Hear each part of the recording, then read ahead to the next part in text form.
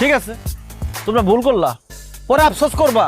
কি নিয়ে আফসোস করবা সেটা জানাই যাই। সরো তো, শোনো, আমি ডাইনার এমনি এমনি বিয়ে করি নাই। ডাইনার বাবা বিরাট কোটিপতি, ঢাকা শহরের শিল্পপতি নাম্বার 1। ডাইনার বাবা বিয়ের সময় আমার 50 লাখ টাকা দিছে। হোয়াট? কথা বলতে দাও।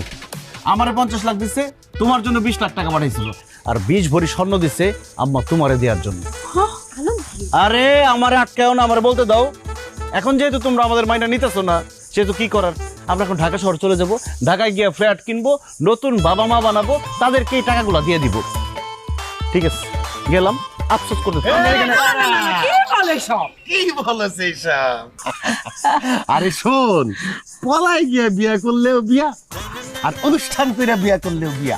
বিয়া তো বিয়াই। আমারও খুব শখ ছিল আমি পলাই গিয়া বিয়া করুম, আমি তো সেটা করতে পারি নাই।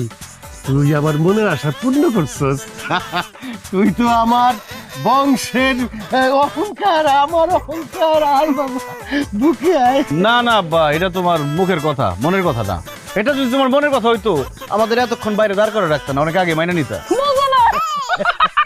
বোকা বোকা ছেলে আমার, কি বোকা ছেলে পেটে ধরছে দেখো। এই আলমগীর, এই যে পলাইয়া বিয়া করছিস না, হ্যাঁ? মজা তো করতে পারি নাই, এর লেগে তো আমি আর তোর আব্বা মিলে একটা মজা করতেছি, বুঝলে না?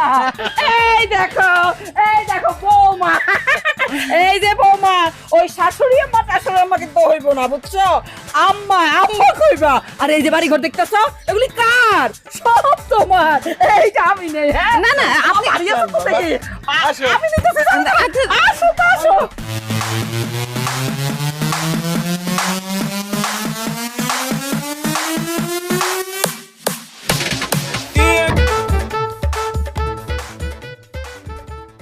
কি শ্বশুর বাড়ি হয়েছে? আলমগীর, তোমাকে আমি যতটা গরিব ভাবছিলাম, তুমি তার থেকে অনেক বেশি গরিব। এই যে বাড়ি ঘর কিরকম পুরনো, মনে হচ্ছে বাতাস আসলে টিনের চালটা ধাপ করে মাথার উপর পড়বে। একটা ভালো খাট নাই, সোফা নাই, ফ্রিজ, এসি কিছু নেই, ওয়াইফাই নাই, আমি এখানে কিভাবে থাকবো?